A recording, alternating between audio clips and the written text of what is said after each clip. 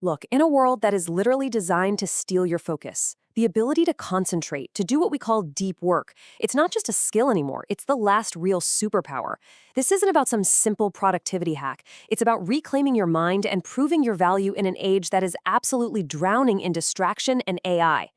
So get this. Back in 2012, a McKinsey study uncovered a really terrifying truth. It found that the average knowledge worker, I'm talking about people like you and me, spends over 60% of their work week just on electronic communication and surfing the internet. 60%. We're not just busy, we are living in a state of constant fragmented attention. And this isn't just some bad habit we've picked up. No. You have to understand this is a cognitive virus. It's a systemic fragmentation of our minds that is just chipping away at our ability to concentrate, to think deeply, and ultimately to achieve anything great. We check our phones every few minutes, right? Not because we need to, but because we've been conditioned to. This virus, it's making us mediocre. So in this explainer, we are not just going to diagnose this virus. We are going to give you the manual for the antidote. We'll start by examining the new economic reality.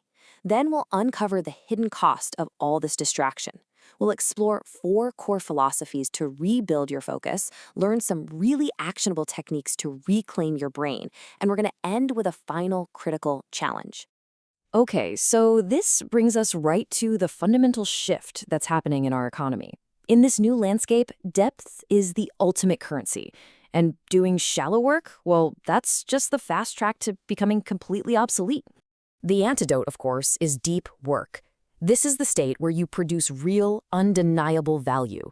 You can think of it as the forge of the modern master craftsman.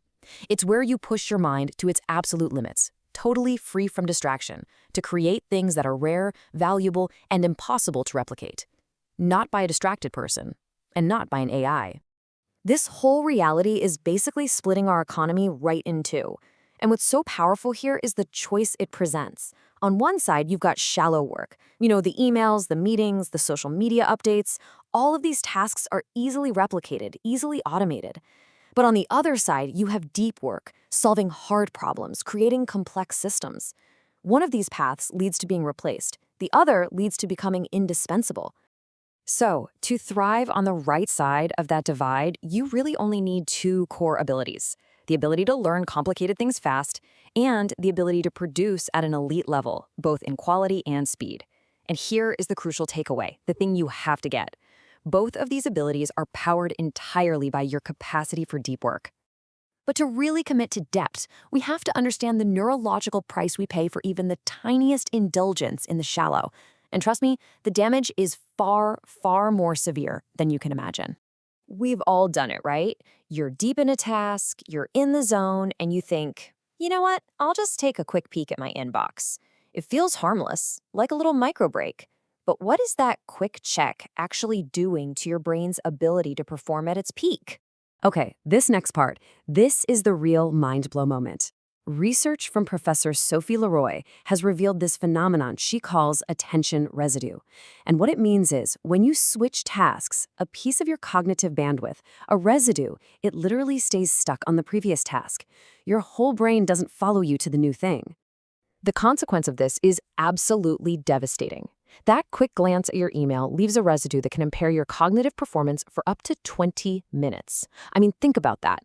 Every single time you switch, every time you give in to that distraction, you are voluntarily operating with a lower IQ. You are literally making yourself dumber in the moments that matter most. So, just knowing the problem isn't enough. You need a system, a philosophy to integrate deep work into the chaos of modern life. You need a structure to win this war for your focus. And the good news is, there isn't just one way. There are 4 proven philosophies. The monastic, for people who can radically eliminate the shallow.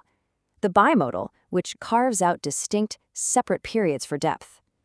The rhythmic, which turns focus into a consistent daily habit. And finally, the journalistic, for those trained to find depth whenever an opportunity arises.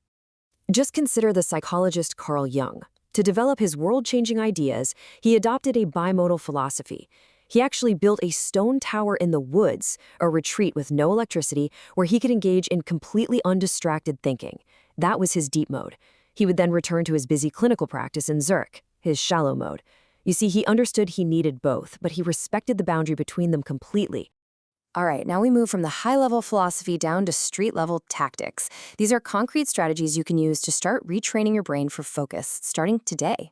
One of the most powerful tactics is something called productive meditation. Think of it as a workout for your focus muscle. On a walk, during a commute, instead of just filling the silence with a podcast, you focus your entire mental energy on a single, well-defined problem. You practice holding your focus, and you just gently return to the problem when your mind wanders. You are literally retraining your brain, all without a screen in sight. Now, to truly reclaim your brain, you have to fundamentally reevaluate your relationship with network tools, especially social media. We tend to see them as useful tools that offer some benefit. The platforms, however, they see you, your time and your attention, as the product they sell to advertisers. And this leads to a really crucial distinction. The economy doesn't reward people who are skilled at using Facebook. It rewards those who have the focus to build the complex systems that run Facebook. One is a shallow act of consumption, the other is a deep act of creation, and you have to choose to be a creator. So we've covered the new economic reality, the neurological cost of distraction, and the systems for reclaiming your focus. And this brings us to the final, and I think the most important idea. Because this was never just about your career. Neurologically, a life spent in a state of depth is a life of meaning. When your attention is focused so intensely on a single worthy pursuit, there is literally no mental bandwidth left over for anxiety or triviality. The most productive and influential figures throughout history all understood this. A deep life is a good life. So we're going to leave you with this. The battle for your attention is the battle for your potential. In a world that monetizes every single scrap of your focus, that engineers addiction into its platforms, a world designed to steal your attention at every turn, what will you choose to build with yours?